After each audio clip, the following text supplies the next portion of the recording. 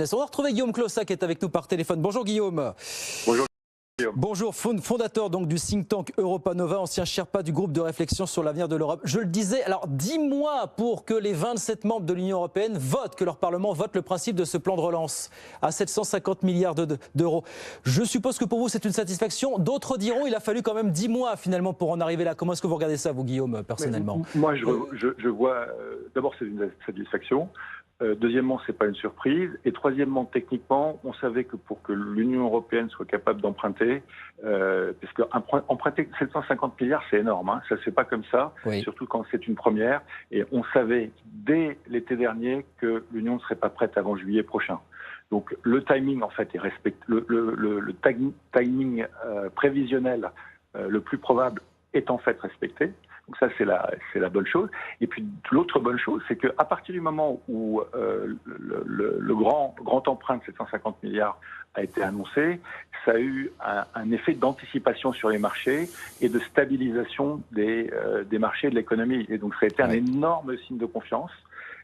Résultat, les taux d'intérêt sont restés bas et il y a eu toute une série d'effets vertueux. Ouais. Et c'est donc une sorte de prophétie autoréalisatrice qui s'est réalisée. Alors j'entends parfaitement ce que vous dites Guillaume. Cela dit, vous avez vu comme moi toutes les remarques, les prises de position sur le thème. Ah mais oui, mais regardez la réactivité dont ont fait preuve les Américains finalement. Est-ce que vous vous dites, oui, on n'aurait pas forcément pu faire ça beaucoup plus vite, mais est-ce qu'il y a des choses à revoir dans le fonctionnement des institutions pour que ça puisse éventuellement aller plus vite finalement? Alors deux choses, ils ont fait preuve de réactivité, mais vous voyez que il y a des décisions qui ont été annoncées qui n'ont pas été mises en œuvre aux États-Unis. Il y a beaucoup de communication politique. Donc, je trouve que on est un peu trop sévère par rapport à l'Union européenne. Et dès que les États-Unis annoncent quelque chose qui vont mettre des mois à mettre en œuvre, on le prend pour argent comptant. Donc c'est un peu bizarre quand même comme attitude. On est très très sévère à l'égard de nous-mêmes. Secondo, c'est une première. Rappelez-vous que moi j'étais au Conseil européen il y a 10 ans. Il était impossible, notamment à cause de la présence des Britanniques, d'imaginer un plan de relance européen. Ça ne pouvait même pas être mis à l'ordre du jour du Conseil européen. Oui.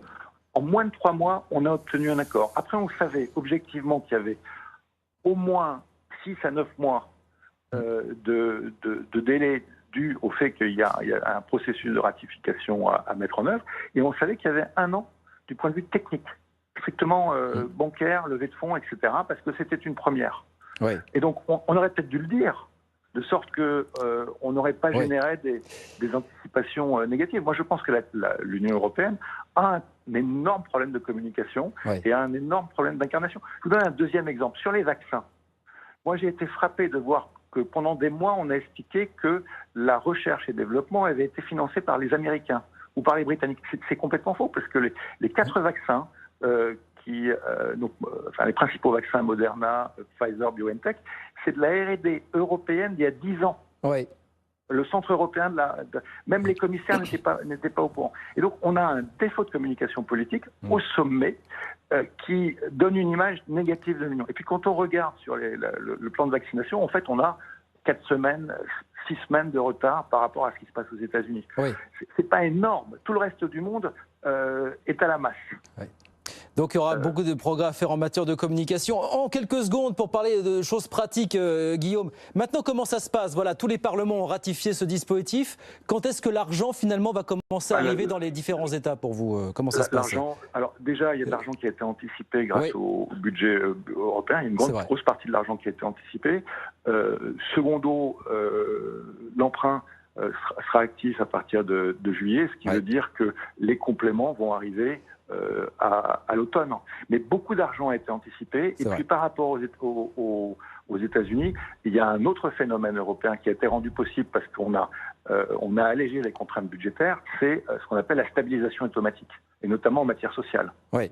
Et donc là, c'est aussi des centaines de milliards qui ont été mis en place, plus les lignes de crédit de la Banque centrale. Qui était quasiment infini. Oui. De l'argent anticipé a déjà été versé, le reste va arriver, enfin une partie également cet automne. Dernière question, Guillaume, 30 secondes et on vous libère. Certains disent ce plan, 750 milliards d'euros, Il n'est pas suffisant, il a été adopté, les modalités ont été adoptées il y a 1 an alors qu'on ne savait pas que la crise allait durer encore au moins 1 an et demi. Est-ce que vous dites qu'il faut rajouter au pot? Certains le disent aujourd'hui. Est-ce que vous êtes de cet avis? Oui, mais si vous voulez, le vrai sujet, c'est pourquoi faire. Parce que si on regarde la qualité des plans qui ont été proposés par les 27, on voit qu'il y a un manque de vision et il y a un manque de... Alors, moi, je veux bien qu'il faille rajouter au pot, mais on voit bien qu'on a besoin de projets transnationaux en matière d'infrastructures de santé, en matière d'infrastructures numériques. Pour l'instant, personne ne les met sur la table. Donc, le président de la République française dit qu'il faut un deuxième plan, mais qu'il missionne une équipe dans le cadre de la future présidence française de l'Union européenne. Moi, c'est ce que j'avais fait pour la préparation du plan Juncker quand on était au Conseil dans le cadre du groupe de réflexion sur l'avenir de l'Europe, pour imaginer le contenu de ce plan.